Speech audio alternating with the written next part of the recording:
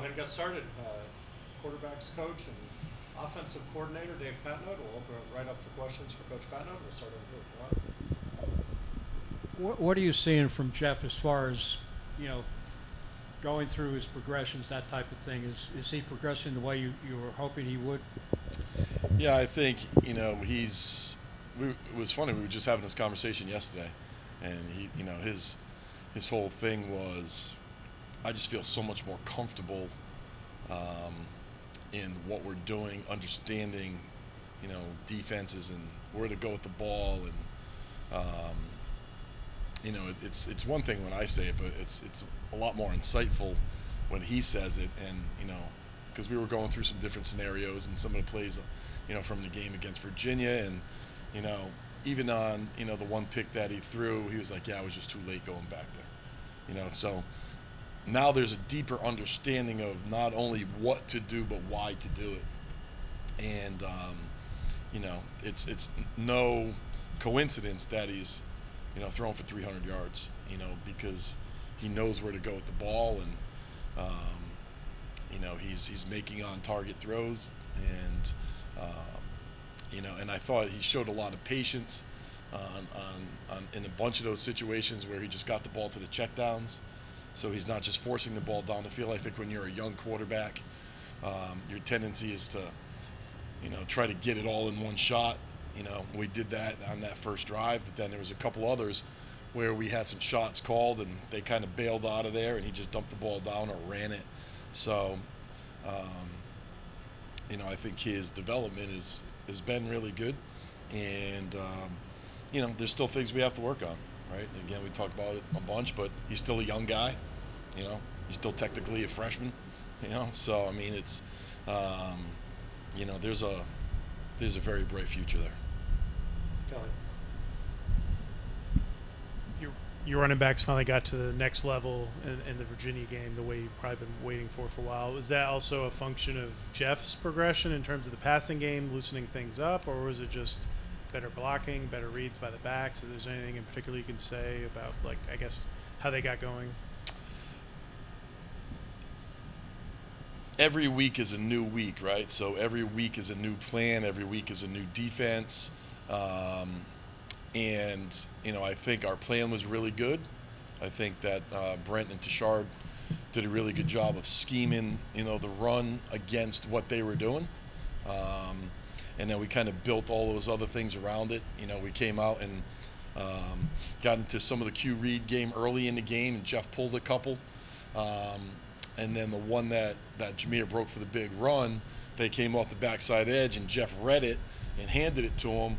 And that safety who was coming off the backside kind of just paused just enough to, let the thing crack. We did a good job downfield.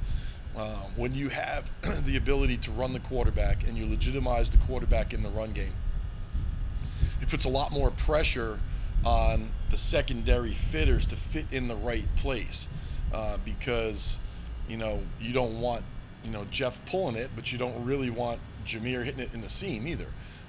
So it was a combination of the read things and then some of the schemed runs that we had against their three down front. We knew where they were going to fit and how we wanted to fit it. And really the guys did a tremendous job up front. Mike Minahan played the best game that he's ever played, controlling their nose tackle. He was our offensive player of the week. Called a great game. And the interior guys did a really good job of working together. And then Ryan Johnson went out there and played right tackle, and just battled, and did a really good job of getting us up onto the second level. And I think, one of the things that you saw a lot of in that game was the running backs, when they're one-on-one with safeties or linebackers in space, they're a problem. They made those guys miss a lot, and then it got to the third or the fourth guy. So that first tackler, didn't get him on the ground. And that was why some of those 4-yard gains were 8 or 9-yard gains, because they just gave him a little hooty-hoo and ran right by him, and those guys didn't get him on the ground. So it was a good day. Ken. And a question for you about the offensive line. I know, with within the team there's a emphasis on playing a lot of guys and getting early reps, and obviously, just generally speaking, offensive line, it seems like you play your five. Mm-hmm. With the guys that you have, do you have guys, Wayne Green, Jackias, do you have an interest in trying to get those guys in, or is it a matter of we just want to keep our best five on the field, or is there such a difference between the tackles, the guys you have on the field? Yeah, and that's funny, right? Because on the D line, you play 20 guys if you have 20 guys. You know what I mean? Because those guys are, they're chasing the ball, and it's just a philosophy with defensive guys that you kind of rolling fresh bodies in, especially against tempo teams. I think that there's so much chemistry with the five guys that play together, and being able to kind of play off of each other, talk to each other. They all have their own little language of what to do. They know each other's strengths and weaknesses. There's a comfortability factor with guys being parked next to each other and just grinding it out, in spring ball and in the summers and things like that, that you just get comfortable having those guys next to you.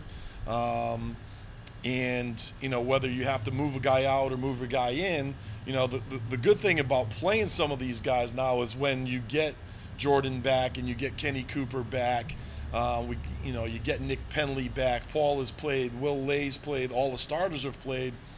Now you can give those guys, a break in the middle of the game and say, hey, the second or third series, this guy's going in because you have a high level of play. You know what I mean? It's not like you want to take a starter out who's a fifth-year senior and put a freshman in who doesn't know what the hell is going on, right? So now you have guys that are older, more developed, more reps under their belts, and now the comfortability factor of those guys all working together is still there because you have guys getting older and older in the system. So, we've been, banged up front, and, those guys are they're just mentally tough dudes, man. That you have to be a different kind of dude to get in there and play. And, we're saying, okay, with some of these guys at practice, like you want to limit the contact, right? And Brent's saying, how do you limit the contact when you play offensive line, right? The guy's running full speed at you every play. So it just becomes a mindset with those guys too, and I think they've done a great job of just hanging in there and battling. Looking at last game versus Virginia, as you go into Virginia Tech, what do you tell your quarterback, or what can you take from last game from your quarterback going into this game, even though it's a different team, different defense, of that sort? Yeah, I think, you wipe the slate clean and there's a new preparation, right? And, you try to carry, at the end of the game, right? I mean, we were kind of in 2-minute mode. I mean, that was, day 1, day 2, day 3 install. So at the end of the game or the end of the practice or whatever, there's either a guy in the middle of the field or there's not, right? It's either a hard corner or if it's not. It's either zone or it's man, right? So you try to take those pieces from each game and you say, listen, if they're doing this, this is what they're doing. And then you fall back on, hey, remember against Pitt, they did this. Last week they did this. This is totally different than that. This week, this guy's the key. This week, this guy's going to be the indicator of the coverage. Where last week the guy was kind of parked in the middle of the defense. That's not their gig. So now, who do we have to focus on to kind of tell us, who's the key, who's the coverage key, and those type of things. That's the fun part about the coaching, that we're doing. And we're watching these guys for I don't know, 30 hours a week or whatever. You're watching tape on these guys, and it's all a chess match, and you try to keep the similarities in coverage in front from week to week and just kind of continue to build layers of understanding with the quarterback. But they came in this morning and the board was clean and we started all over again. So it's the accumulated reps when you play quarterback. And we were just talking about this last night on Monday Night Football, right? They had, the Mannings do their thing, and then Tom Brady was on there. And when you listen to these guys talk about football, it's like they're like encyclopedias, because they've just seen it all. And so that's what on our level, that's what you're trying to build, and some of these older quarterbacks in our league who are having, great success, there's a lot of really good quarterback play in our league right now.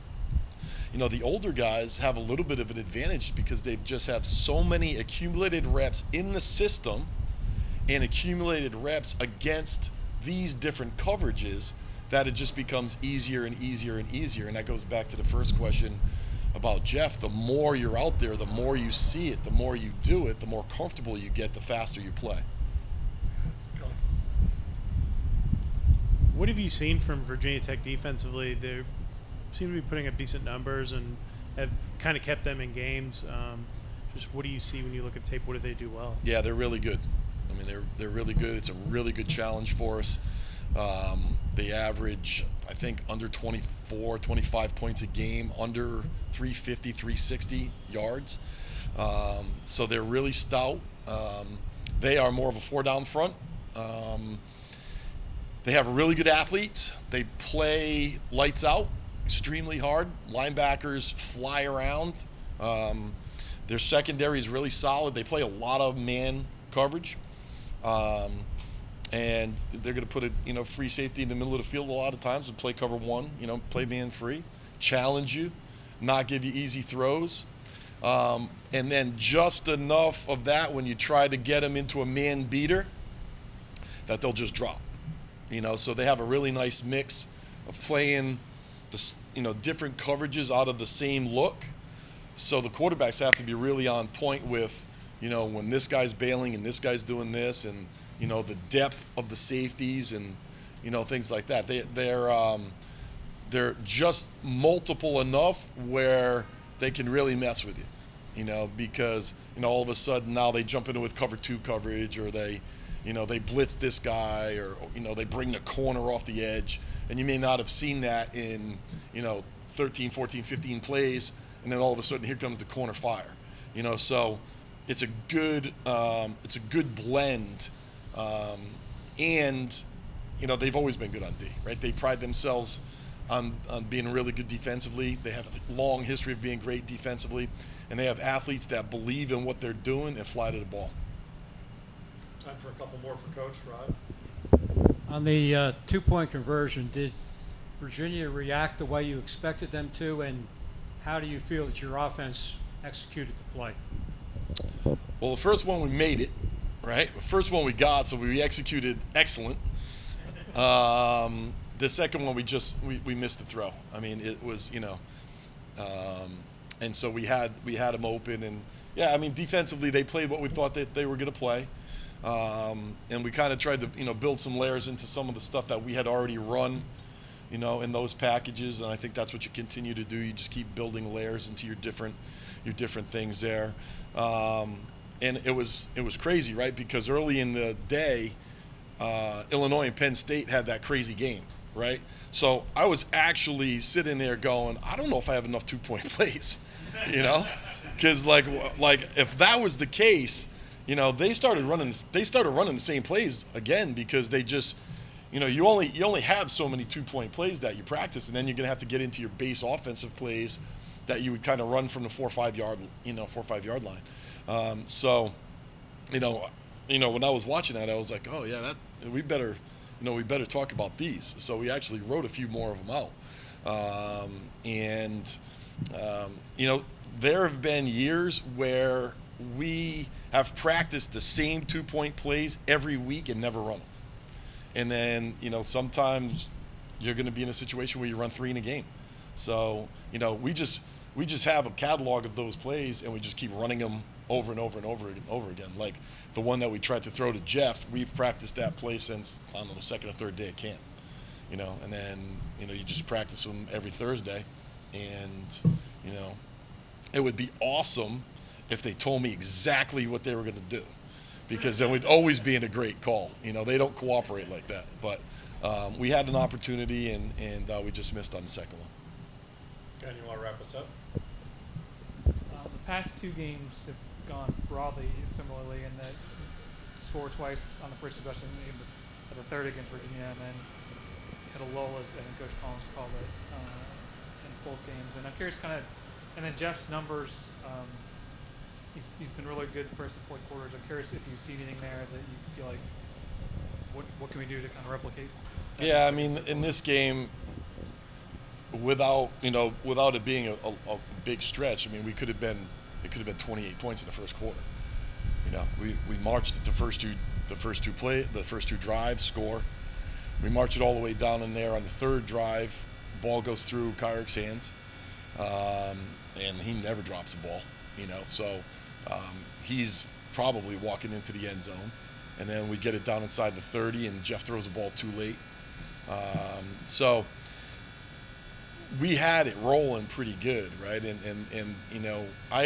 what I like to do is go back and watch the TV copy on Sundays just to see what it looks like, right? Because when you watch the game tape, it's very technical, right? But when you watch the TV copy, we all sit there on Saturdays and Sundays and watch football, right? So when it looks good and when it's not right, and I'm always trying to see what the tempo is and what it looks like, guys getting lined up.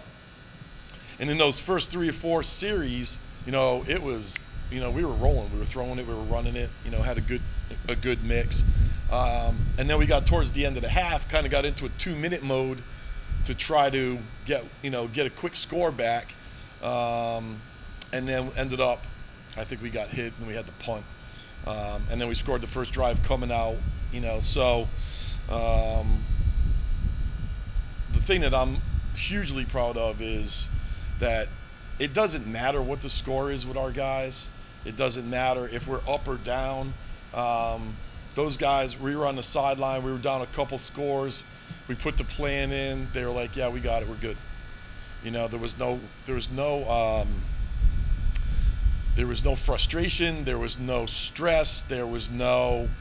Because all we talk about is what's next, right? What's next? Here's what's next, right? This is what we have to do, and don't do anything but live where your feet are, be in the moment, go out and play. This is what we do. We do it all the time in practice. We did it against Duke. We could do it again, and guys are just like, yeah, we're good, and then we went out and executed pretty well, and so it's sometimes the flow of the game dictates where you're running and throwing, and we miss a throw or you drop a ball or you just slide off a block, and it doesn't look as good, and that's what you have to be critical of as a coordinator, is go back and look at that sequence, which we did on Sunday, and say, well, we got off to a great start here. What happened here? And we went back and looked at the calls and what happened, and you said, well, could we have done this here or not? And so that's always being self-reflective. If you're a good coordinator, you're trying to figure out what was your part in that, and so we kind of went back and looked through that and came up with a few things, but wouldn't have done a whole lot different. We just didn't make a bunch of plays now. Okay. Appreciate it, Coach. Thanks, guys.